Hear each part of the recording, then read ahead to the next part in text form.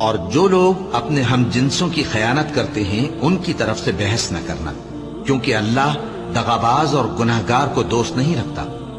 یہ لوگوں سے تو چھپتے ہیں اور اللہ سے نہیں چھپتے، حالانکہ جب یہ راتوں کو ایسی باتوں کے مشورے کیا کرتے ہیں جن کو وہ پسند نہیں کرتا تو وہ ان کے ساتھ ہوا کرتا ہے، اور اللہ ان کے تمام کاموں کا احاطہ کیے ہوئے ہے۔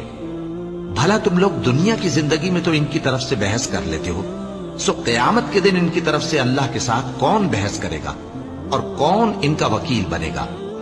اور جو شخص کوئی برا کام کر بیٹھے یا اپنے حق میں ظلم کر لے پھر اللہ سے بخشش مانگے تو اللہ کو بڑا بخشنے والا، بڑا مہربان پائے گا۔ اور جو کوئی گناہ کرتا ہے تو اس کا وبال اسی پر ہے، اور اللہ سب کچھ جاننے والا ہے، حکمت والا ہے۔